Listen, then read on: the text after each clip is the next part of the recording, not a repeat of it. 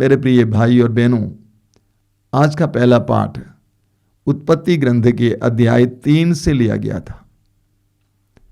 हमने आदि मानव के पतन के बारे में सुना, आदम और हेवा के पतन के बारे में।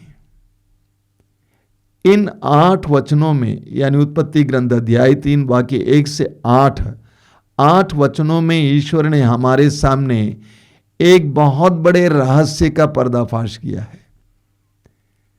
एक छोटी सी कहानी के द्वारा ईश्वर ने हमारे सामने एक बहुत बड़े रहस्य को खोला है। पाप कैसे होता है, पाप का परिणाम क्या है, छोटी सी कहानी के द्वारा प्रभु ईश्वर ने हमारे सामने रखा है। और मैं आपको बताना चाहता हूं, ये आदम और हेवा के पतन की कहानी नहीं है, बल्कि हर मनुष्य के पतन की कहानी है। पाप का एक इतिहास होता है। पाप यूं ही नहीं होता है, पाप प्रलोभन से शुरू होता है। कोई भी पाप बिना प्रलोभन से नहीं होता है। पहले प्रलोभन होता है, उसके बाद पाप का कार्य होता है, उसके बाद पाप का परिणाम होता है। आज के इस छोटे से पाठ में हमने प्रभु ईश्वर से यह समझा है कि पाप कैसे शुरू होता है, उसका परिणाम क्या होता है। इस सुंदर कहानी में आपने सुना कि प्रलोभनकर्ता हेवा के पास आता है और हेवा से पूछता है कि क्या ईश्वर ने तुमको किसी भी पेड़ के फल को खाने से रोका है। और हेवा उसके साथ वार्तालाप करने लगती है, बताती है कि ईश्वर ने कहा है इस पेड़ का फल नहीं खाना, खाने से तुम मर जाओगे। वहीं से हेवा का पतन शुरू होता है। प्रलोभनकर्ता से बातचीत करने लगती है। उसको यीशु की तरह उससे कहना चाहिए था, हट जाओ शैतान। प्रलोभनकर्ता से बात करना शुरू करेंगे तो आप हार जाएंगे, आप फंस जाएंगे। कई माताएं मेरे पास आकर बोलती हैं, मेरा बेटा जेल में है, जवान है, उसने कोई कसूर नहीं किया है, उसके दोस्तों ने कोई गलती की लेकिन वो भी जेल में भेजा गया है। सवाल ही खड़ा होता है, वो लड़का उन दोस्तों के पास क्यों पहुंच गया। अगर आप पाप और पाप करवाने वाले के करीब जाएंगे तो आप फंस जाएंगे। यही हेवा की गलती थी। उसने शैतान के साथ वार्तालाप शुरू किया। उसको यीशु की तरह कहना चाहिए था, हट जाओ शैतान। और प्रलोभनकर्ता ने क्या कहा? प्रलोभनकर्ता ने हेवा से कहा, तुम्हारा ईश्वर झूठ बोला है। सच्चाई तो यह है कि अगर तुम इस पेड़ के फल खाओगी तुम्हारी आंखें खुल जाएंगी और तुम ईश्वर के बराबर हो जाओगी, ईश्वर के समान हो जाओगी।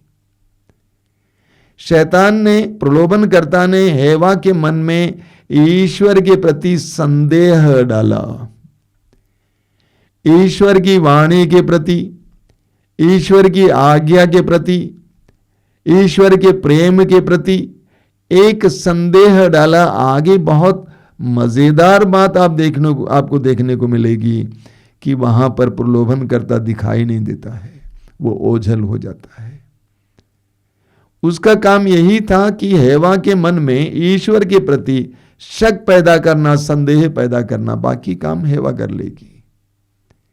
आज भी कई विश्वासियों के जीवन में शैतान यही करता है।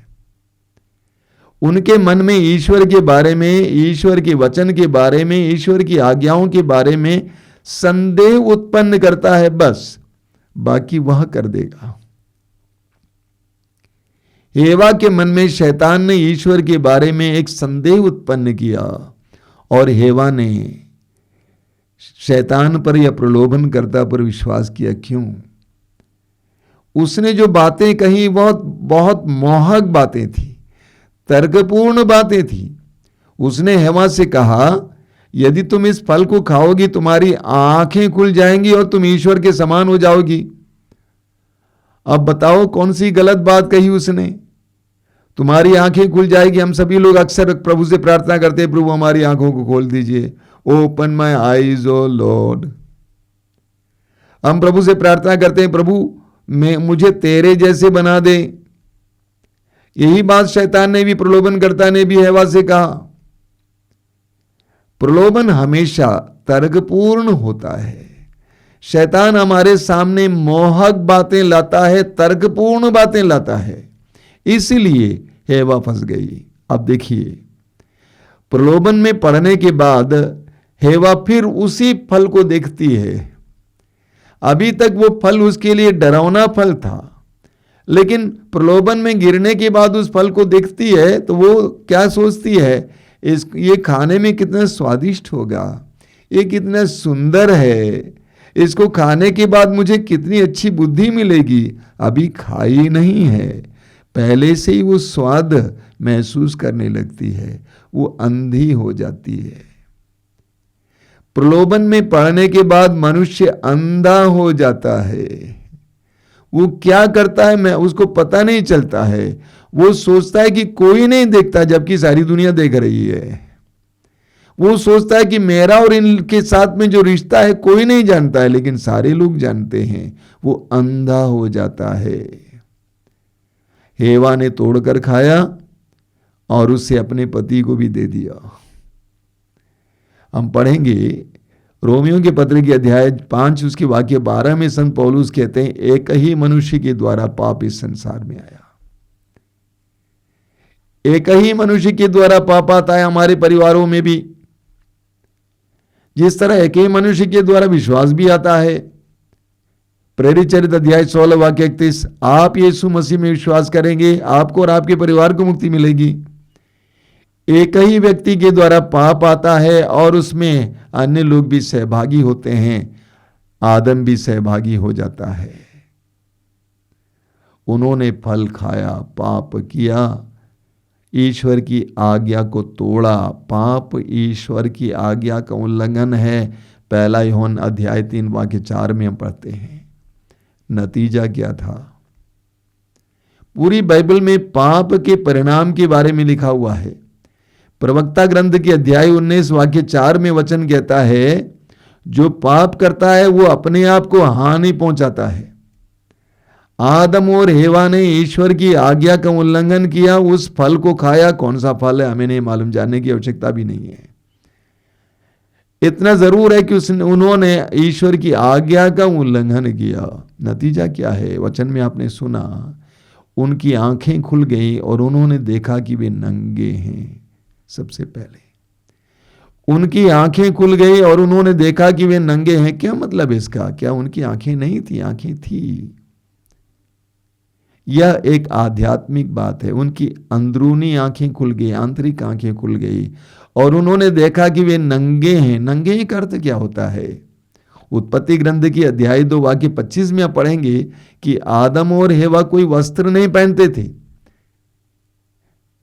वे पहले से ही शारीरिक रूप से नंगे थे। यहां पर नंगे का मतलब एक आध्यात्मिक अर्थ है। क्या है? सबसे पहले उनके ऊपर जो ईश्वर की कृपा का वस्त्र था वो फट गया। उनके ऊपर जो कृपा का वस्त्र था वो फट गया। वे नंगे हो गए, वे कृपा विहीन हो गए। नंगे का और कई अर्थ हो सकते हैं। एक और अर्थ है, उनकी आंखें खुल गई और उन्होंने देखा कि वे नंगे हैं, यानी वे शून्य हैं, कुछ नहीं है। किसी पेड़ को आप देखते हैं उस पर कोई पत्ते नहीं तो हम कहेंगे कि ये नंगा पेड़ है। किसी पहाड़ को देखते हैं और उस पर कोई पेड़ पौधे नहीं है तो हम कहेंगे नंगा पहाड़ है। आदम और एवा ने पाप किया। पाप के बाद उनका पहला अनुभव यह था, शून्यता, कुछ नहीं है, बेकार, नकारात्मकता। ये पाप का पहला परिणाम है जो हर मनुष्य महसूस करता, अनुभव करता है। नकारात्मकता, शून्यता, यूजलेसनेस। दूसरा हम पढ़ते हैं कि वे डरने लगे। वे डरने लगे, वे घबरा गए, उनके अंदर डर छा गया। पाप का दूसरा परिणाम, उनके अंदर डर छा गया, वे डरने लगे। जो पाप करता है वो डरने लगता है। पाप हमारी स्वतंत्रता को छीन लेता है, पाप हमारे आनंद को छीन लेता है। तीसरा है, वे ईश्वर से दूर भाग गए, वे ईश्वर से दूर भागे। पाप हमें ईश्वर से दूर करता है, पाप के द्वारा ईश्वर और हमारे बीच में दूरी आ जाती है। अचानक हम महसूस करने लगते हैं कि ईश्वर बहुत दूर है, कोई जरूरत नहीं है। अगला है, वे पेड़ों के पीछे छिपने लगे। पाप के बाद मनुष्य छिपने लगता है, छिपने के लिए जगह ढूंढता है, लोगों की नजरों में आना नहीं चाहता है, छिपने के लिए कानून ढूंढता है, छिपने के लिए जगह ढूंढता है, कि छिपने के लिए परिवेश ढूंढता है, संगति ढूंढता है, वो छिपने लगता है। सोचिए, आदम और हेवा को ईश्वर ने आदन बगान के मालिक बनाया था, अब वे छिपने लगते हैं। मेरे प्रिय भाई और बहनों, प्रवक्ता ग्रंथ के अध्याय 21 में लिखा हुआ है, पुत्र पाप से उसी तरह भागो जिस तरह तुम सांप से भागते हो। पाप कितना भयानक है, वो हमसे हमारी आजादी छीन लेता है, आनंद छीन लेता है, हमारी स्वतंत्रता छीन लेता है, ईश्वरीयता छीन लेता है। हम पर जो ईश्वर ने कृपा का वस्त्र डाला उसको फाड़ देता है। आज हम प्रभु से प्रार्थना करें कि प्रभु हमें पाप के प्रति एक घृणा दे, नफरत दे, ताकि हम पाप से दूर रहें।